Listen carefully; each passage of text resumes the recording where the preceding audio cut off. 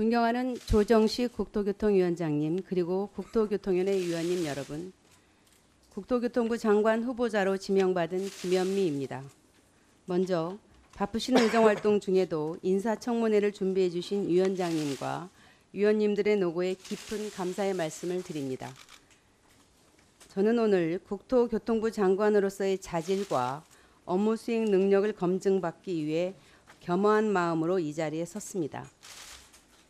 청문회 전 과정에 걸쳐 최선을 다해 진솔하게 임할 것을 약속드립니다. 존경하는 위원장님 그리고 여러 위원님, 잘 아시다시피 국토교통 분야는 국민 생활과 매우 밀접합니다. 또 국토교통 정책은 많은 변화와 도전에 직면해 있습니다. 비교적 높은 주택 보급률에도 불구하고 여전히 많은 국민들이 주거 불안으로 고통받고 있습니다. 저 역시 결혼 11년 만에야 겨우 경기도에 작은 집을 마련할 수 있었습니다. 전셋값 인상 요구 때문에 6번을 이사한 후였습니다. 전세금 인상이라는 얘기만 들어도 가슴이 내려앉고 무수한 아파트 불빛을 바라보며 눈물을 삼키던 시절이었습니다. 제가 국회 주거복지특위에서 활동했던 이유도 내 집 마련에 엄두를 내지 못하는 국민 대다수의 마음을 잘 알기 때문입니다. 저는 아직도 아파트 융자금을 갚고 있습니다.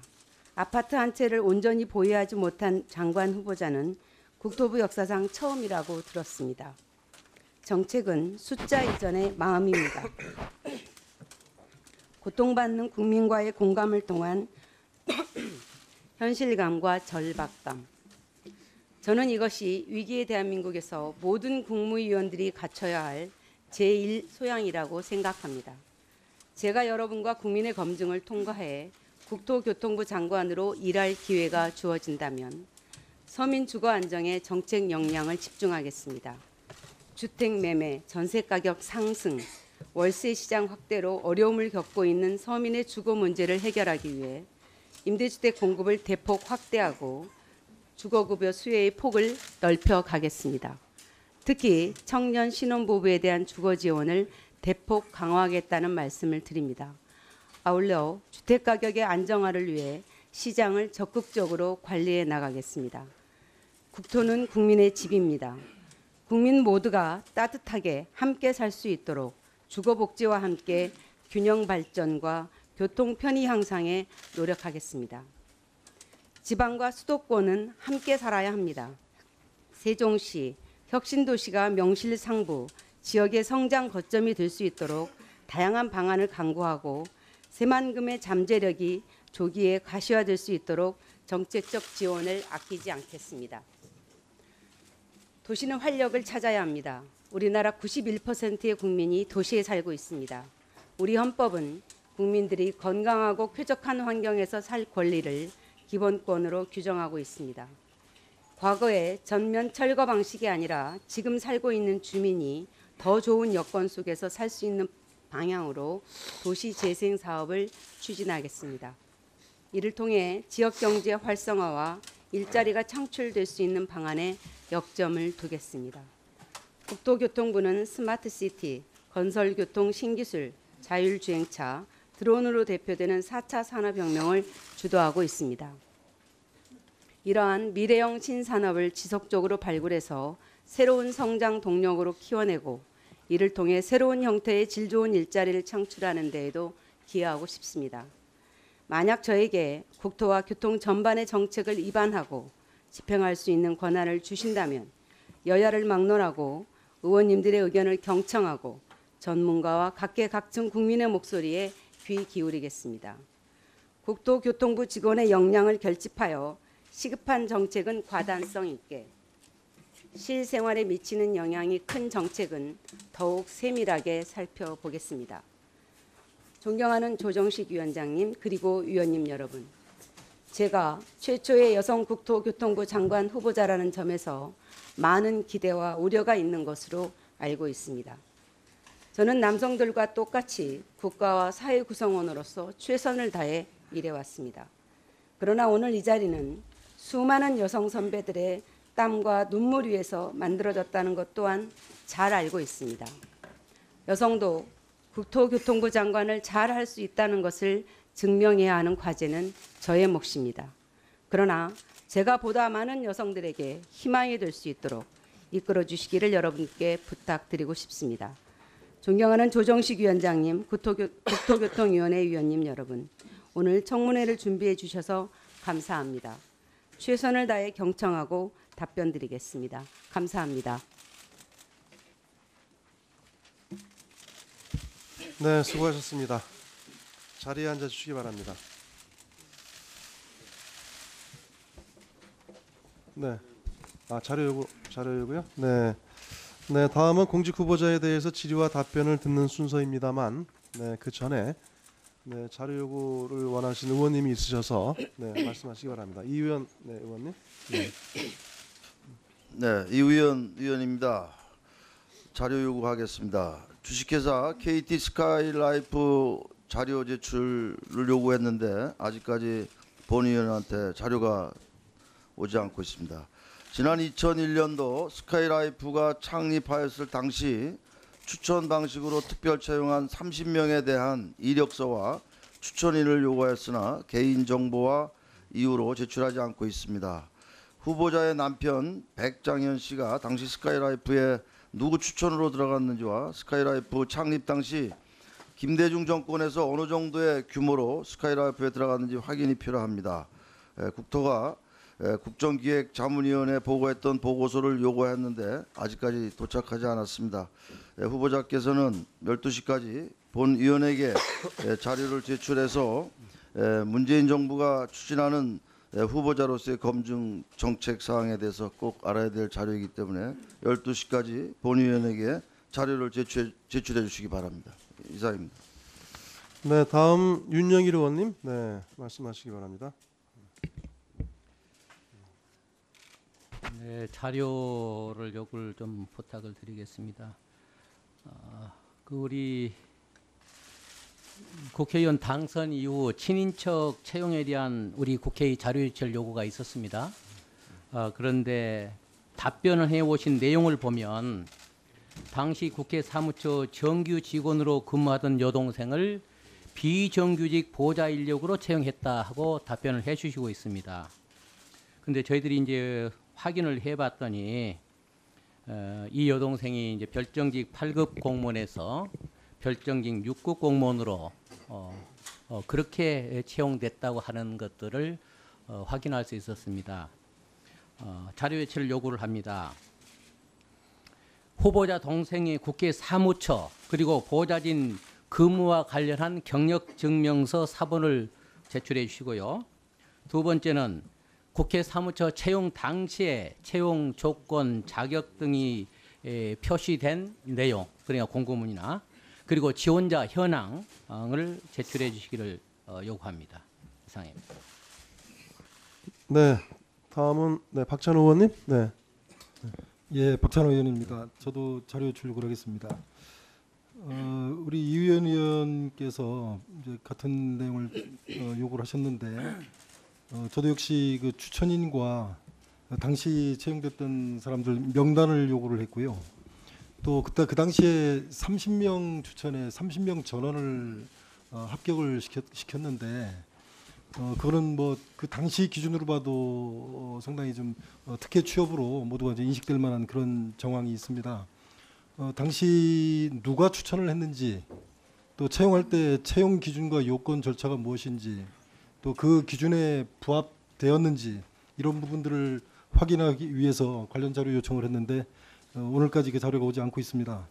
그 자료를 12시까지 제출을 해 주시면 좋겠고요.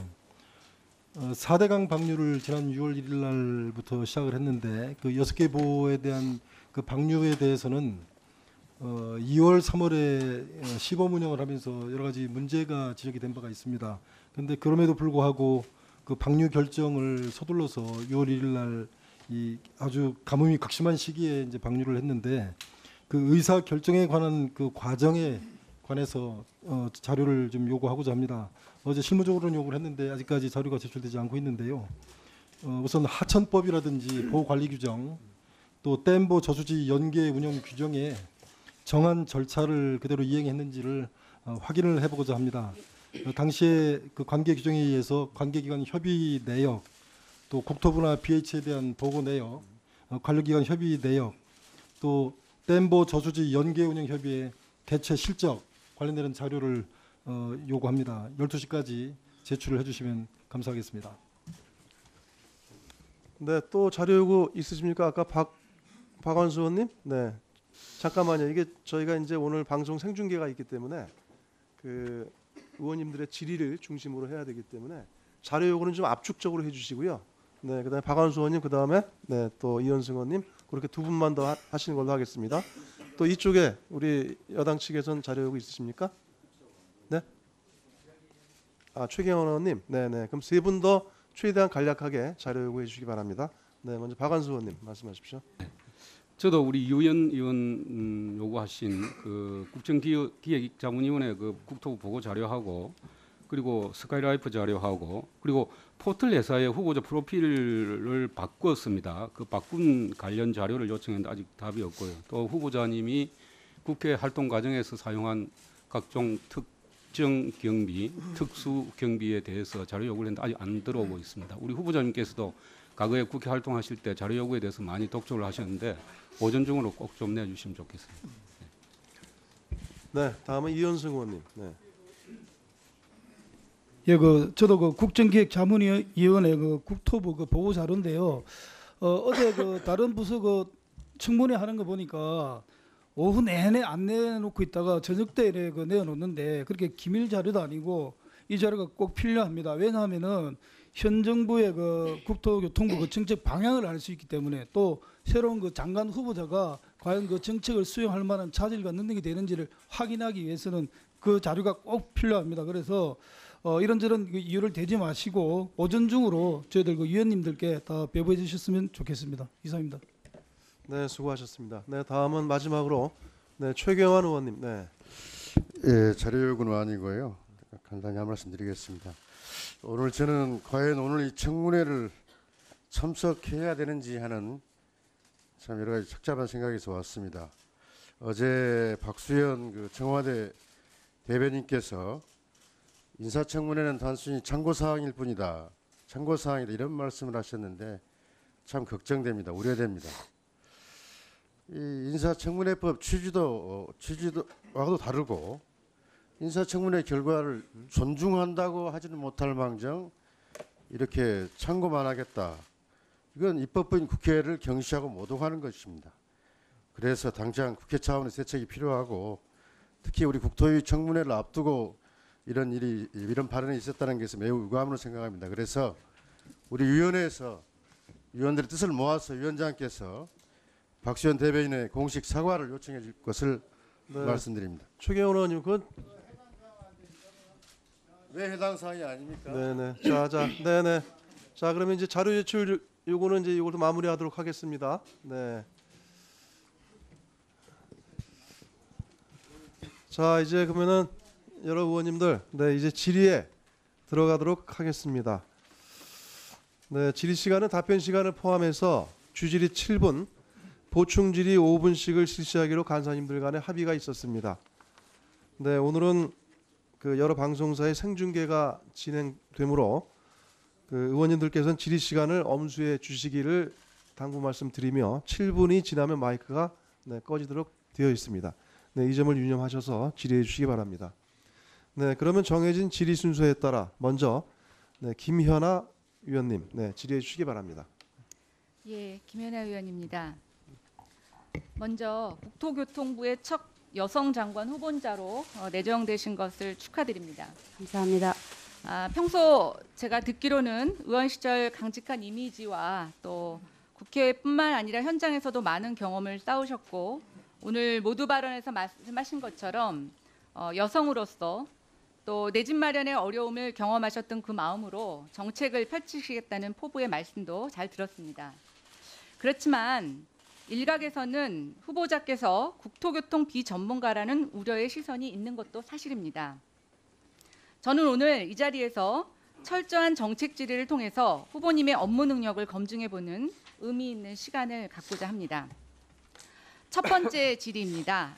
첫 번째 질의는 평소 제가 많은 관심을 갖고 있고 또 이번 대선 과정에서도 뉴딜이라는 용어로 인해서 국민들의 관심이 대상이 됐던 도시 재생에 관해서 질문드리겠습니다. 슬라이드를 봐주시면서 후보자님의 평상시의 생각을 좀 말씀해 주시기 바랍니다. 도시 재생이라는 것은 학계나 또 실무를 하시는 분들 사이에서도 다양한 개념과 해석이 있습니다. 후보자께서는 과연 도시 재생을 무엇이라고 생각하십니까? 도시 단답형으로 말씀드려야 됩니까? 뭐 국민들이 이해하기 쉬운 수준으로 네. 얘기해 주십시오. 우리나라가 아까 말씀드렸듯이 이제 90% 이상의 국민이 도시에 살고 있습니다. 그러나 이제 도시가 개발된 지 꽤 오래되면서 또 신도시들이 많이 만들어지면서 구도심이라든가 이런 데 있어서 도시의 쇠퇴가 굉장히 급속하게 진행되어서 구도심, 쇠퇴 지역에 살고 있는 주민들의 주거 환경이 굉장히 열악합니다. 그래서 여기에 새로운 투자를 통해서 주민들의 자발적인 참여를 통해서 도시를 새롭게 만들어서 도시의 활력을 만들어내고 도시의 새로운 공공적인 기능들을 강화해 나가는 것, 도시를 주민 중심으로 다시 살리는 것이 재생이 아닌가 이렇게 생각합니다. 지금 말씀하신 것을 저도 보도자료에서 봤고 그걸 제가 그대로 언급하자면 노후 도심지의 원모습을 최대한 유지하면서 도로를 넓히거나 주차장, 공원 등 주민 편의시설을 확충하는 방식으로 구도심을 되살리는 사업이라고 발언하셨습니다. 맞습니까? 근데 그렇게 작은 단위의 사업으로 한정할 수는 없을 것 같습니다. 그러면 제가 또 한 가지 여쭤보겠습니다. 후보자님께서는 작은 단위의 말고 또 다른 단위의 도시재생도 있다고 말씀을 하셨는데 네네. 한 가지만 이해하기 쉽게 좀 설명해 주시면 무엇이 있을 수 있을까요? 지금 도시재생 사업을 하는 데 있어서 아까 방금 의원님께서 말씀하셨던 주차장을 새롭게 해준다든가 뭐 하수관거를 새로 정비해준다든가 이런 식의 사업들을 지금까지는 해왔습니다. 그런데 그렇게 작은 단위의 사업으로는 그 지역을 새롭게 바꿔내지 못했다라고 하는 것이 지금까지의 결과인 것 같습니다. 또 한편으로는 그러면 큰 규모로 도시를 새로 헐고 새로 지차 이렇게 했었던 것이 또 뉴타운 사업이기도 했고요. 그래서 이 양쪽의 문제점이랄까 이런 것들을 새롭게 지향해내는 방식을 하자. 그래서 주민들이 직접 참여해서 정부나 이제 기금이라든가 이런데 자원을 좀 투자를 해서 거기에서 새로운 모습들을 만들어내고 거기서 발생한 이익들은 주민들에게 환원해서 공공성을 강화하는 것 그런 모습이 되어야 되지 않을까 이렇게 생각을 합니다. 그러면 규모의 크기만 차이고 앞에서 내용하신 거하고 아무런 차이가 없습니다. 아니요. 그러지는 않다고 봅니다. 네, 다음 슬라이드 봐주시기 바랍니다. 제가 제일 문제로 삼고 있는 거는 공약 단계에서 1년에 100개 사업을 선정하셔서 5년 동안 500개의 사업을 하신다고 말씀하셨습니다. 네. 이게 지금 243개 지자체가 있기 때문에 제가 지자체별로는 2개씩 사업을 하는 거라고 볼 수가 있는데요. 네네. 100개가 너무 많다고 생각되지 않으십니까? 저는 사실 저렇게 계산한 것 자체가 좀 문제가 있지 않냐고 직원들에게 얘기한 적이 있습니다. 왜냐하면 저렇게 일률적으로 사업을 하는 것이 어떻게 보면 그 지방자치단체 또 지역의 어떤 특성이나 이런 것들을 살려내지 못한 획일적인 사업 방식이라고 생각을 하고요. 어떤 지자체에서는 뭐 1개를 할 수도 있고 어떤 지자체는 뭐 2개, 3개를 할 수도 있고 왜냐하면은 아까 제가 말씀드린 좀 간단하게 답변해 주시기 바랍니다. 예. 그 지역 그럼 재생 100개는 수정이 가능한 겁니까? 100개가 아니라 저는 더 많을 수도 있다고 생각을 합니다. 예. 100개보다 더 많다고요? 다음 슬라이드 한번 지방자치단체의 봐주시기 역량에 따라서 하는 것이기 때문에요. 예. 네, 지금 다음 슬라이드 봐주시기 네. 바랍니다. 도시재생특별법에 의해서 이미 지금 2004년부터 실행하고 있는 게 13곳이고요. 네네. 2016년부터 시행하고 있는 게 33곳입니다. 네네. 저 46곳도 아직 구체적으로 착수가 안 된 경우도 있는데요. 네네. 저거는 이번 도시재생 사업 100개에 포함이 되는 것입니까? 안 되는 것입니까? 지금 도시재생법에 의해서 지금 추진되고 있던 사업을 모두 여러 가지 사업들을 합하면 약 900개 정도의 사업들이 선정되었거나 선정 과정에서 탈락된 사업들까지 포함하면 한 900개 정도의 사업이 있는 것으로 파악을 했습니다. 그래서 그러니까 답변을 제가 그거는 네네. 제가 다 말씀드렸고요. 네네. 그게 그럼 여기에 포함되느냐 안 되느냐. 저런 사업들도 다 포함이 됩니다. 심사에 포함이 됩니다.